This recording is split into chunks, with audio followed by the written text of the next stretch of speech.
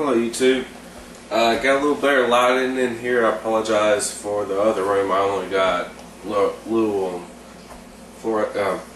standard size bulbs in there. I don't have any fluorescence or LED lighting. But this video is going to be talking about my recently purchased food saver. This is the model V3230. I picked it up for around $100. It comes with the top tray, accessory tube. I keep the Sharpie in there as well for marking the dates. But it has the functions on it. It has the standard lock over here on the right side. When you load up the tray and lock it, it'll turn on. But it has two speeds. It has a normal and gentle. Two food options, dry and moist, a cancel button, the seal button, and vacuum and seal button. That's pretty much. I've done several things. Let me just go ahead and show you. This is the normal frozen meat you buy at a store. As you see, what's already done on the outside and all that. This was a standard 1 pound purchase. We had a special going on at a local food store for bulk buys, so we went and bought it. This is another 1 pound, and as you see, it looks like you just picked it up pretty much at the store, but it is frozen. It's hard as rock. We just did it on the 25th. You see the difference pretty much. I mean, yeah, this one's good, but this also has some crystals in it. This one's just a solid vacuum, and I recommend using like a paper towel or something right here. We were actually out when we did this, but I recommend when you put in the meat, put in some sort of absorbent, like a paper towel or a napkin, from here to here, just to soak up the blood, to keep it from going into your little vacuum, the tray, the catch tray. It's not a necessity, but it helps clean up. Let me go ahead and throw these back in the freezer.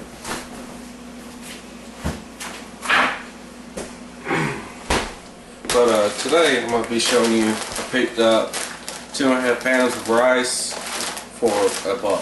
I mean, it's just, this is going to be my, before I get into actually taking all of our stuff, canning it and vacuum sealing it, I don't want to waste money on the food in case this turns out to not be a long-term vacuum. So I spent $1 on that. What I'm going to do is 2.5 pounds or 40 ounces.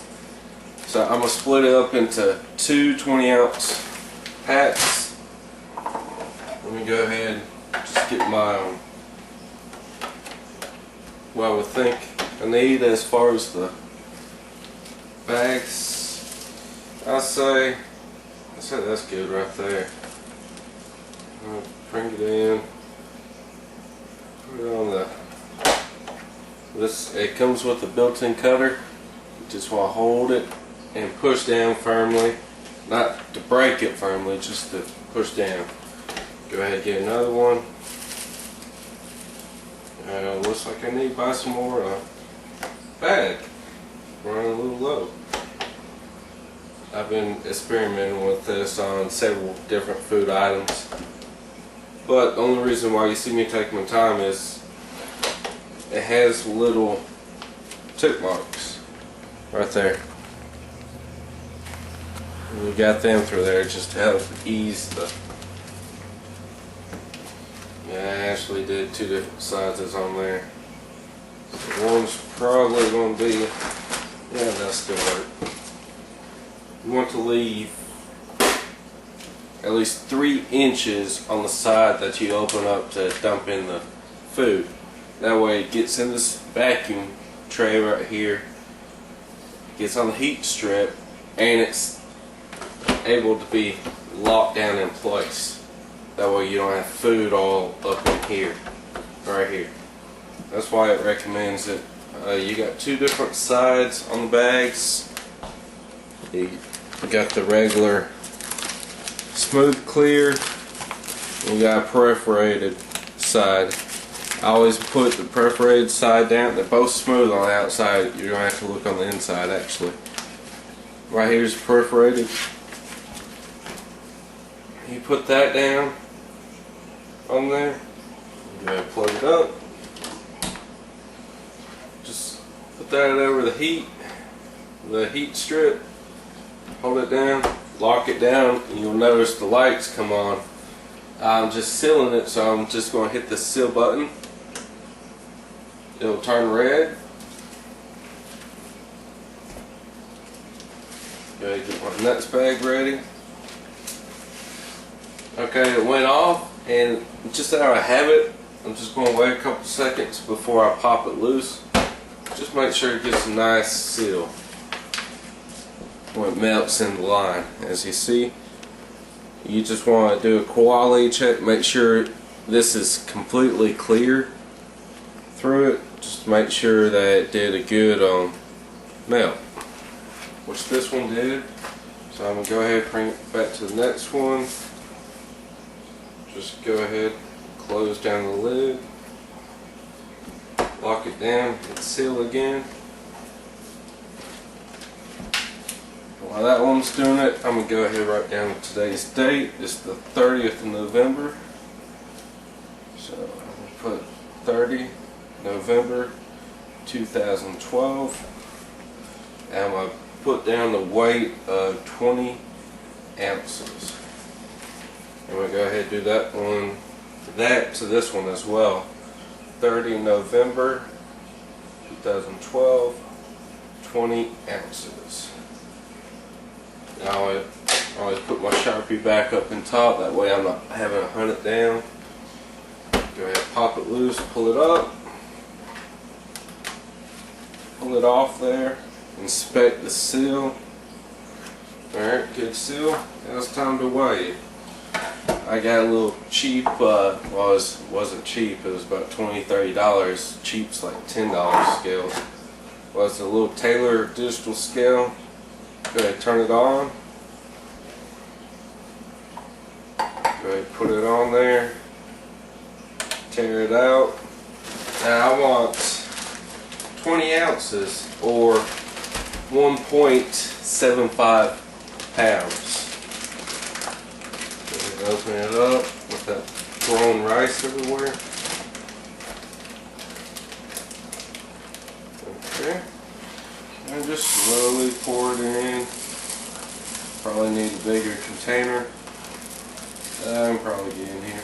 I'm at 16 pounds. 16 ounces, my bad. Jeez, criminy. Alright, 1 pound. 3 ounces.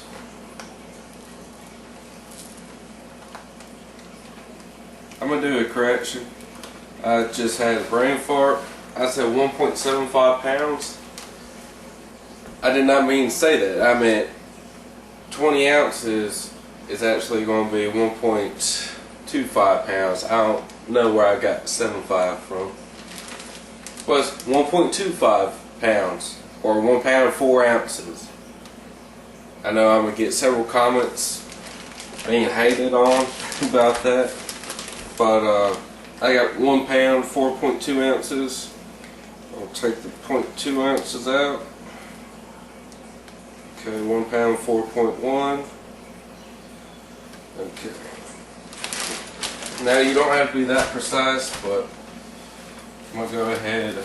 I'm doing the small one, so I kind of want to get it as accurate as possible. And as far as that, but just move the scale. I don't feel like losing the bag. Go ahead, dump it in. Actually, this was perfect amount. Scale away.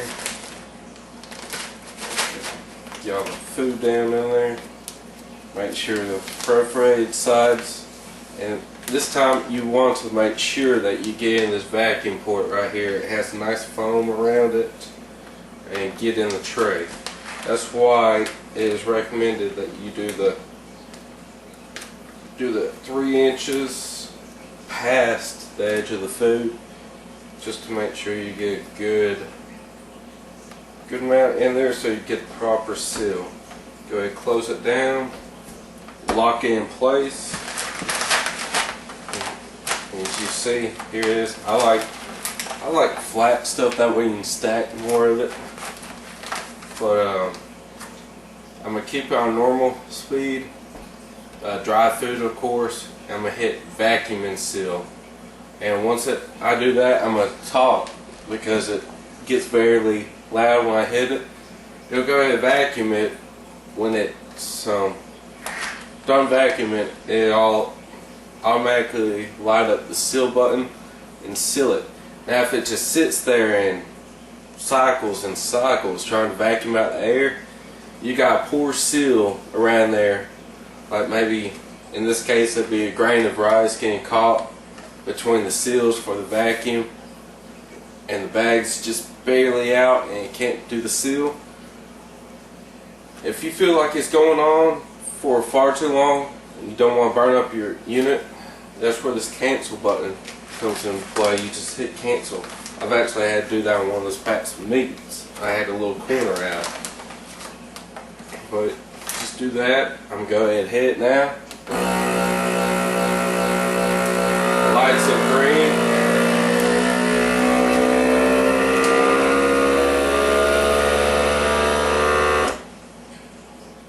Alright, it's sealing it, so I'm just going to go ahead, pour the rest of this in here. I'm not even going to bother weighing it out because I got 2 bags and I just did one, so common sense. This will go in the other one.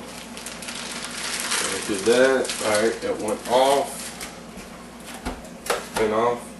Go ahead and pull it out. There you go. When you inspect the seal, nice flat, well, it's not straight flat, but these store a lot better than a big bulked up little bag. These bags were perfect just to throw on and stack, but it's just these last up to, they say, 5 times longer.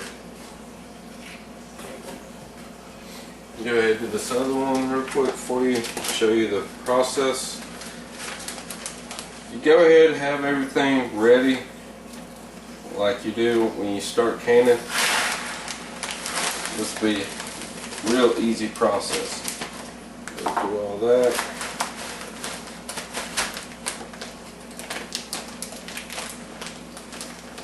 You know what? This is too much.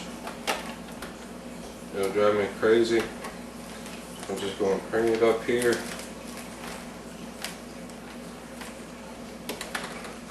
Now you don't have to do this, but I'm a little OCD when it comes to this, so I'm just going to cut it. Just get rid of that extra right there. Alright, pull that up. Go ahead. Put that in the tray. Close this down. Hold it down while you lock it. Just flatten that, flatten it out best you can.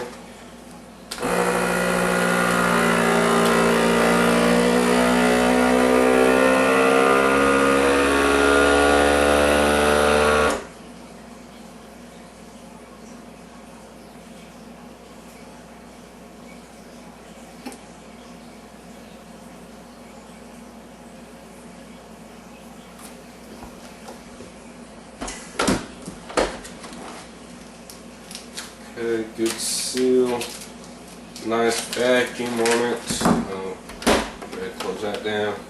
I'll rewrite the date and all because I shifted the product. 20 ounces.